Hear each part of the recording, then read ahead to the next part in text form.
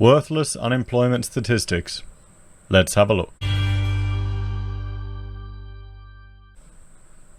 Hello everyone, I'm Florian Heise and welcome to another episode of HeiseSays. I've got my stein of coffee, and yesterday we discussed the unemployment statistics that were just recently released. Now, ABS is saying they're at 5.3%, while alternative data from Roy Morgan is saying it's at 9.7%. And the survey that I asked viewers to answer on my community tab, 95% of you agreed or suggested that Roy Morgan's 9.7% unemployment rate is closer to reality, while only 5%, I'll bring it over here, while only 5% suggested that the ABS's 5.3% was closer to reality. And if we jump over here to the trading economics screen, you can see this is the ABS data. Now, a viewer left a comment to an article from the Financial Review from 2015, around this period here. And it's when the ABS made changes to the methodology they were using to measure their statistics with regards to unemployment. Now, the gentleman who was critical of this is a 40-year veteran of the organization, so I thought it's worth having a look at this. The former head of the Australian Bureau of Statistics has accused the organization of badly bungling the way it collects and analyzes its monthly employment surveys, and said parts of it should be dumped immediately for as long as 5 years. Economists expect flat but sufficient job growth numbers when data is released today, after a run of surprisingly higher than expected growth months. Okay, and this was in October 14th when they were releasing the data, so around about here. After working for the organization for over 40 years, Bill McLennan said changes early last year to the way data is gathered suggested the Bureau had abandoned strict methodological and operational practices established over half a century ago. Mr. McLennan, who retired as Australian statistician after 5 years in 2000, criticised the Bureau for effectively papering over problems with its data. As a junior officer, he helped establish the Labour Force Survey in the early 60s. The result of the last 6 months aren't worth the paper they're written on, so why are we wasting millions of taxpayer dollars on the survey, he told the Australian Financial Review. Now that's an interesting question, an interesting consideration. How much do you think Roy Morgan spent on their survey? I wonder if the private sector is better at this. We've already seen how, particularly with Domain and all of these organizations with regards to the auction clearance rates, how they're on trend, but they're not updating it even when they have access to the data to update it to give an accurate statistic. Because it's biased to the positive, and they don't care.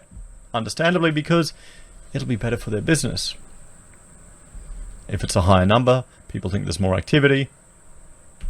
And hell, I bet you a lot of the people in those organizations have invested in a lot of property. ABS head David Kalish said he stood by the overall quality of the numbers, but that does not mean the Bureau wasn't undertaking continuous improvements. We certainly share Bill's view about the importance of the Labour Force Survey, he said. We've done some work and have had some work commissioned to investigate a number of the aspects he raised with us. It's something we'd keep under review, but at the end of the day, there is nothing at this stage that causes us alarm or points to a majority of issues that need to be addressed. Years of doubt. Doubts over the quality and reliability of the monthly job survey erupted just a year ago after several months of big swings in the underlying employment figures. Economists questioned the abnormal monthly falls and gains in employment, and officials announced a review last October of the survey's methodology. The review made 16 recommendations, including replacing the computer system used to crunch the data. The saga continues to overshadow the jobs data. Economists expect Thursday's employment report to show the jobless rate was unchanged at 6.2% in September, and 7,100 jobs were created. Analysts and investors will almost certainly question any figure that deviates significantly from those forecasts. And that's the thing, it's often to do with the change from reality, or the change with the forecasts. Even more heavily traded on currency markets than the Bureau's quarterly consumer price index, the National Accounts reports the labour force survey is a critical factor in the Reserve Bank of Australia's interest rate decisions. The employment data also central to political debates around the nation, with both sides using changes to attack their opponent.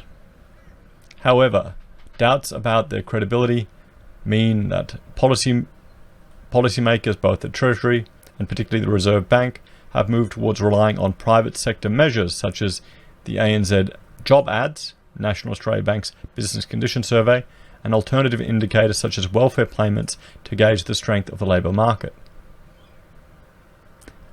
Okay, I didn't know that. Isn't that concerning, guys? I mean, let's just look at the latest job ads. That ain't doing too well, is it? Where was it in 15? Yeah, it was slightly climbing up. Look at it now.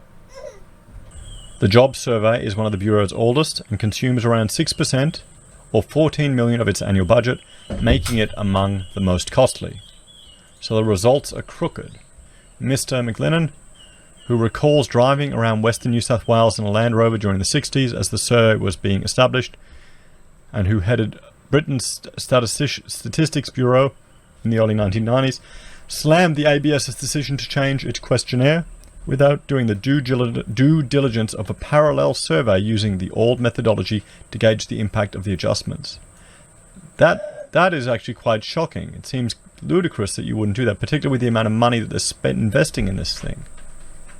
While he said the changes made by the Bureau were commendable, as they increased the complexity of labour force information, failure to test them in practice meant it was inevitable the results would be crooked. My experience tells me that when you make changes like that, you get different responses, Mr. McLennan said. What they're doing now is breaking all the principles under which the survey was done. And you might hear a little one-year-old who's invaded me down below. She's all good. He said last year's review failed to address the underlying problems, which is that since early 2014, the ABS has effectively produced a different statistical series to what existed previously. The impact of the various seasonal breaks needs to be measured separately, but there don't seem to be any plans to do so, Mr. McLennan said. The implications for this is that the ABS will continue to have difficulties producing believable, seasonally adjusted estimates of the labour force data. It will take at least 3 years before new seasonal factors can be properly determined, but more likely 5 years before they are stable. And just think about that, guys. We're probably just hitting that 5-year point here.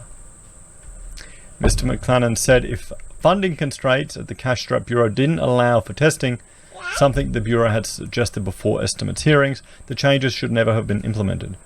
However, Mr. Kalish indicated that ABS has no intentions of scrapping a so-called supplementary survey of the labour force as recommended by Mr. McLennan, because going Turkey in this way would deny information that many people find useful and leave a gap in seasonal adjustments for several years. We recognise there was a major problem, but I have to say that the independent reviewer provided different recommendations as to what Bill proposed as the way forward. We don't believe there is a major problem with our monthly adjustments now, so why would we induce a problem for the next 3 to 5 years? Mr. Kalish said he thinks the jobs numbers are quite believable, and cited feedback from private sector economists who believe recent survey results square with their own view of the economy. Of course, well, I mean, I wonder if we've got that these days now, guys. Certainly, Treasury and the Reserve Bank have raised no issues with us about the labour force survey, he said.